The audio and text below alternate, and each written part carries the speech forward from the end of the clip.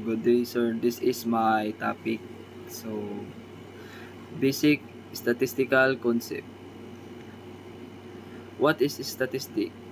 It's a collection of methods for planning, experiments, obtaining data, and then analyzing, interpreting, and drawing conclusion based on the data.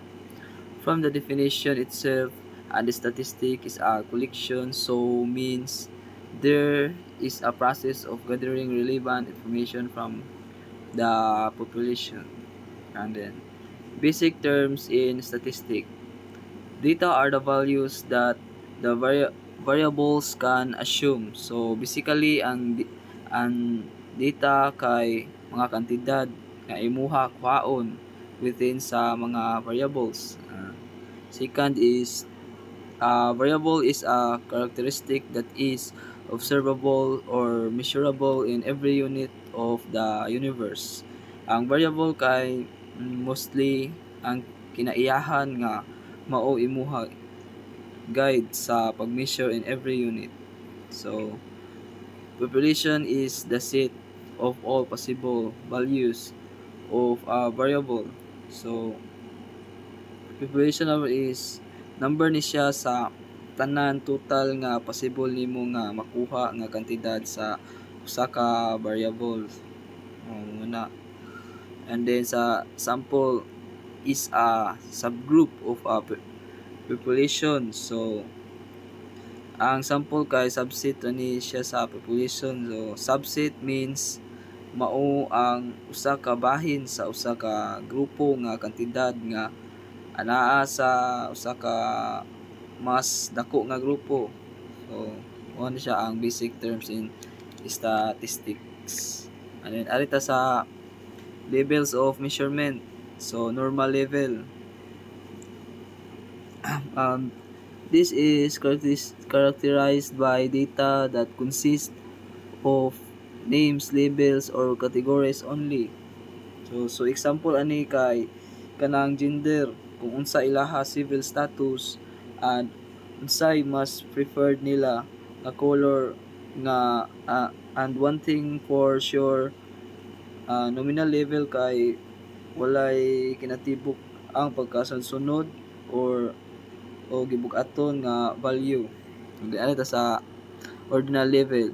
This involves data that arrange in some order but difference between data. Ang ordinal level is order of data gathered since usa ni sa paagi sa pagsulti kung unsa ang mas dako o gamay even to walay giilang gidak-on sa kadabutang. Example ani ang pag-order sa mga grado sa school or academic excellence like sa first o second, etc. And then interval level.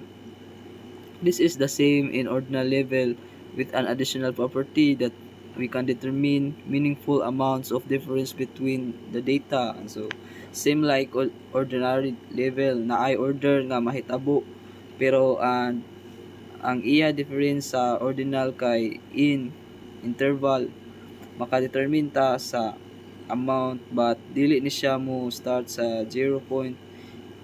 Example ani is body temperature and intelligence quotient, and alita sa ratio level.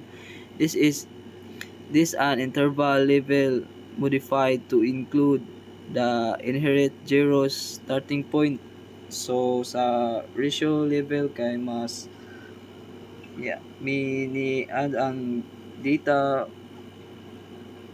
nga nagpakita sa order and it start in 0 point, mas taas ni siya sa 0, and interval kay walay example ani and pag-determine or pag-measure nato sa height sa usa ka tawo when we measured sa height, syempre mag-start jud ta sa 0.